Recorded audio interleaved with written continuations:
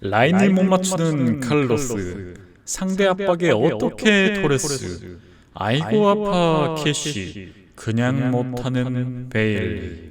선수 개개인마다 단점이 뚜렷했고 위태위태했던 24-25 시즌과 달리 이번 시즌 아스톤빌라는 낡은 빌라의 누수와 부서진 벽을 보수한 듯 아주 놀랍게 변화를 해왔습니다. 에메리가 부임하고 제대로 보낸 23-24 시즌부터 지금까지 10경기 실점을 비교해본다면 23-24 시즌 14실점, 24-25 시즌 15실점, 25-26 시즌 10실점, 무려 4.5점이나 실점을 줄였습니다. 게다가 19등에서 현재는 6등으로 대체 어디가 박혔길래 이렇게 크게 실점을 줄일 수가 있었을까요? 오늘은 빌라가 작년에 비해 어떤 면에서 변화하였는지, 그리고 아직까지 미흡한 부분이 어딘지를 알아보는 시간을 가져보도록 하겠습니다. 개과천선. 이번 시즌 제일 큰 변화를 가져온 부분은 4가지 정도 된다고 생각합니다. 첫 번째는 정돈된 수비 라인, 두 번째는 낮은 위치 빌드업 시 자신감이 생김, 세 번째는 볼란치 자원의 좋은 활약, 네 번째는 이선 자원들의 적절한 위치.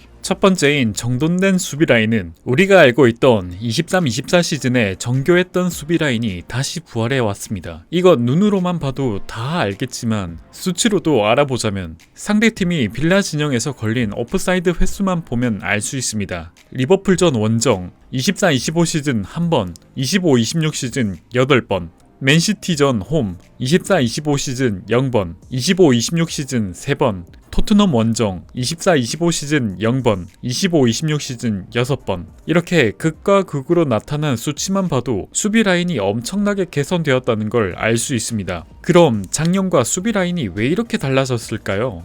몇 가지 추측을 할 수 있는 부분이 있습니다. 라인 컨트롤을 못했던 디에고 카를로스의 이탈, 그리고 삼성과 수비 라인 사이가 좁아진 점, 파우 토레스, 캐시, 디뉴의 기량이 좋아진 점을 꼽을 수 있습니다. 두 번째, 낮은 위치에서 빌드업 시 자신감이 생겼습니다. 작년 경기 중에서 제일 최악의 플레이는 다름 아닌 낮은 위치에서의 빌드업이었습니다. 다른 팀들과 다르게 빌라는 항상 낮은 위치에서 전개를 시작했는데 매번 진행할 때마다 상대 압박에 눌려 높은 확률로 실점을 했습니다. 에밀씨는 발밑이 안 좋지, 파우토레스는 압박당하면 공을 상대에게 헌납하지. 행여 에밀슨이 양 풀백에게 공을 성공적으로 전달하고 바로 볼란치 자원에게 연결되더라도 볼란치 자원들이 공을 받기에는 패스가 길어서 공을 놓치던가 아님 상대 압박에 당해 턴오버가 나오든가 하며 실점을 일삼았습니다. 그냥 모두 다 라인을 올려가지고 골키퍼의 롱킥으로 시작하는 게 제일 좋아 보일 정도였습니다.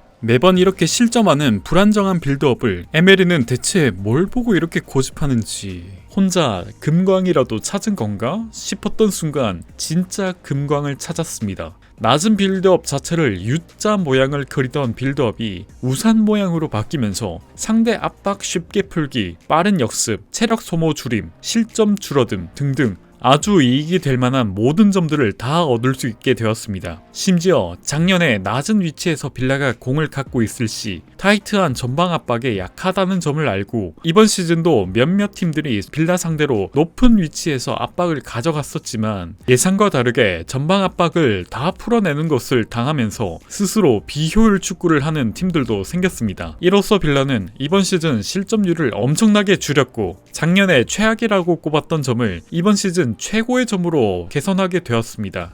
다음으로 세 번째는 볼란치 자원들의 이번 시즌 좋은 활약입니다. 본래 빌라의 볼란치 조합은 꼭 틸레만스가 들어간 틸레만스 오나나, 틸레만스 카마라였지만 틸레만스의 부상으로 오나나와 카마라가 같이 볼란치를 보게 되었습니다. 이때까지 오나나, 카마라 조합으로 바로 득점으로 이어진 스루 패스를 넣는 걸 많이 본 적 없고 틸레만스처럼 공을 잘 간수하고 빌드업을 잘 해줄까 걱정을 했었습니다만 막상 오나나, 카마라 조합이 경기 내에서 아주 막강한 퍼포먼스를 보여줬습니다. 빌라의 문제점이었던 수비 라인과 볼란치 자원의 거리와 폭이 넓어서 상대에게 쉽게 뚫렸던 문제가 오나나의 팀의 학다리 태클과 카마라의 노련한 수비, 그리고 수비와 적절한 간격 조절로 해결되었고, 낮은 위치에서 빌드 없이 나오는 턴오버도 오나나와 카마라가 구심점이 되어 센터백, 풀백과 적절히 티키타카, 그러면서 상대 압박 라인을 상쇄도하고 빌라 진영에서 많이 나왔던 턴오버도 확 줄여버렸습니다. 아까도 언급했지만 제일 우려했던 득점으로 바로 이어지는 스루패스는 수비수들이 롱패스로 3선 라인 선수들은 패싱하고 바로 2선 라인 선수들에게 전달되게끔 만들었고, 또 다른 방법이라면 2선 라인 선수들이 내려와 공을 받고 직접 운반해서 공격을 진행하게 하는 것으로 해결했습니다. 여기서 더해 공격이 끝나고도 상대가 공을 쥐고 있을 때 상대방이 라인을 빠르게 잡지 못하고 있으면 오나나가 상대 라인을 압박하면서 다시 공 소유권을 가져오는 경우들도 많이 만들어냈고, 공격에 가담해 중거리를 때리며 득점을 올리기도 하며 수비와 공격을 다 잡아버리는 일석이조의 효과를 얻어냈습니다. 마지막으로 네 번째, 2선 자원들의 적절한 위치입니다. 에메리는 낮은 위치에서 빌드 없이 상대 압박을 이겨낸 뒤 어떻게 안전하게 전방까지 공을 전달할 수 있을까, 이 부분을 많이 고민했었을 겁니다. 시즌 초반만 하더라도 상대 압박을 이겨낸 뒤 공격 전개를 할 때 2선 자원들이 하프라인 선에서 공을 받고 올라가는 형태,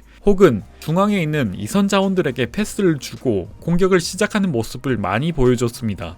그런데 이런 형태의 공격 전개는 단점을 너무 많이 보여줬었는데, 상대 미들진과 수비진이 뒤에서 압박을 펼치며 높은 확률로 빌라의 턴오버를 이끌어내려고 했었고, 당시 이걸 이겨내기 위해서는 전략 전술에 의한 게 아닌 선수의 순수 개인 기량으로 이겨내고 전개를 진행했어야 했습니다.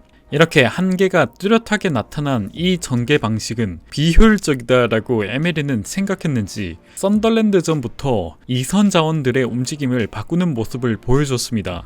일단 세 가지 형태로 움직임을 바꿔줬는데, 먼저 풀백이 공을 잡았을 경우 2선 자원들은 측면 배치로 롱패스 받을 준비 혹은 전진하기 위한 구심점이 되어주는 움직임을 펼쳤고, 센터백이 공을 잡았지만 상대 압박이 거세다 하면 2선 자원들은 측면에서 높게 올라가 롱패스 받을 움직임을 펼쳤으며, 센터백이 볼란치 자원 그리고 풀백과의 거리가 좁고 상대 압박도 느슨한데 많이 올라와 있으면 2선 자원이 라인을 많이 내려와 공을 받고 운반하는 움직임을 펼치게 했습니다. 이런 식으로 완전 중앙 집중 혹은 극 사이드로 진행되었던 공격이 2선 자원의 다양한 움직임을 통해 여러 빌드업 형태로 바뀌면서 상황에 맞는 안전한 빌드업을 할 수 있게 되었습니다. 그런데 롱패스는 안정적이지 않지 않냐라고 생각할 수 있겠지만, 상대 압박이 있을 때 진행되는 롱패스라 이것이 높은 라인에 있는 상대를 벗겨내기도 하고 측면에 있는 2선 자원 선수 혼자 상대 선수 여럿을 움직이게 만들 수 있고, 만일 뺏기더라도 이미 우리 수비 선수들이 자리를 잡고 있기 때문에 제가 생각했을 땐 위험성이 덜하며 안정적이라고 생각합니다. 이렇게 많은 점에서 개선이 되었기에 실점률도 많이 줄었고 순위도 많이 올렸다고 생각합니다. 개선해야 되는 점, 이런 많은 개선점에도 불구하고 아직까지도 고쳐지지 않은 문제점이 많이 있습니다. 먼저 공중볼에 너무 취약합니다. 아무리 수비 라인을 잘 맞춘다 하더라도 상대 공격수가 공중에 날아오는 로빙 패스를 받기 위해 우리의 수비 라인과 맞물려서 뛴다고 하면 공중볼에 약한 우리 센터백들은 어찌할 도리 없이 뚫릴 수밖에 없습니다. 이건 라인을 높인 빌라 상대로 자기 진영에서 바로 로빙 스루 패스를 시도한 것이기 때문에 골키퍼와 수비 라인이 멀 수밖에 없습니다. 그래서 이 부분은 센터백들의 순수 기량으로 맞부딪혀야 되는 부분인데, 파우토레스는 워낙 공중볼 처리도 약하고 발도 느리기 때문에 이곳이 빌라의 아킬레스건이 되어버렸습니다. 이 부분은 정말 어떻게 고쳐나가야 될지 에메리의 손에 달려있는 듯합니다.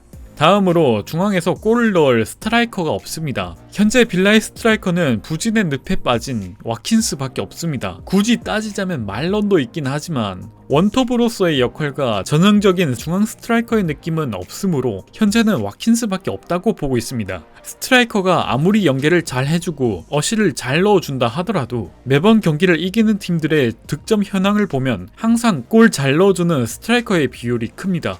또 항상 공격의 마무리는 중앙에서부터 결정 지어지고 말이죠. 그렇기에 스트라이커는 아주 중요한데 와킨스는 이번 시즌 1득점으로 아주 조조한 성적을 거두고 있습니다. 현재 딱히 경쟁자가 없기에 이런 건지 그냥 못해진 건지 정말 알 수가 없습니다.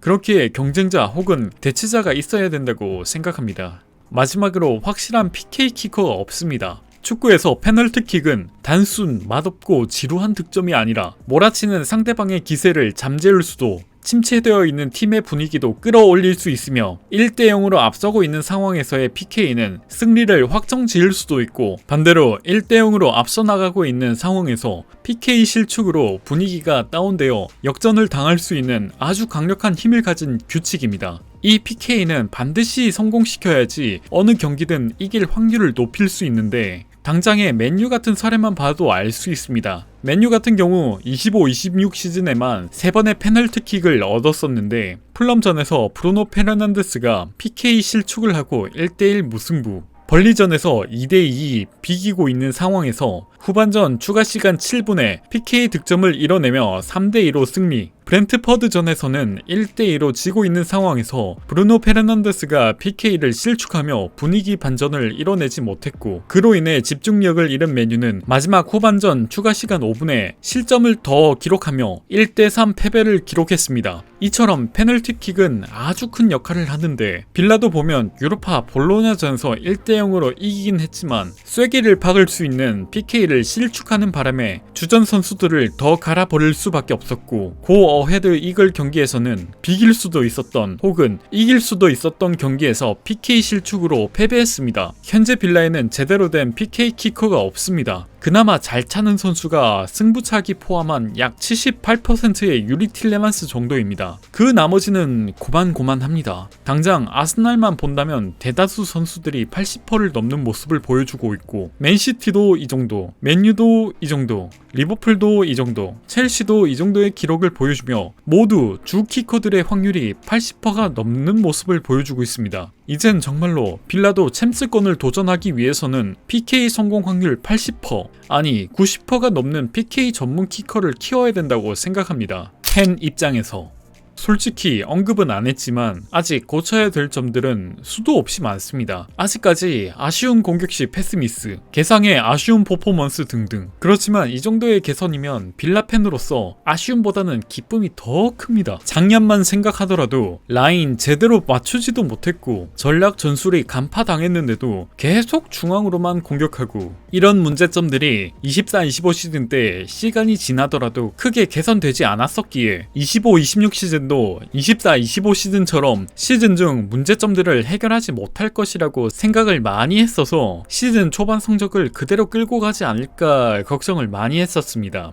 하지만 현재는 변화했고 성적도 끌어올렸으며 고구마 100개 먹은 듯한 답답함이 없는 경기력을 눈으로 즐길 수 있으니 아쉬움보단 기쁨이 당연히 더 크게 다가올 수밖에 없었습니다. 그리고 이렇게 변화했다는 건 고집쟁이 에메리 양반의 전술이 더 다양해졌다는 말과 같으므로 앞으로의 아스톤빌라는 기대해볼만 하다라고 생각이 됩니다. 이렇게 변화한 아스톤빌라는 앞으로 어떤 성적을 받게 될까요? 여러분들의 생각을 댓글로 남겨주세요.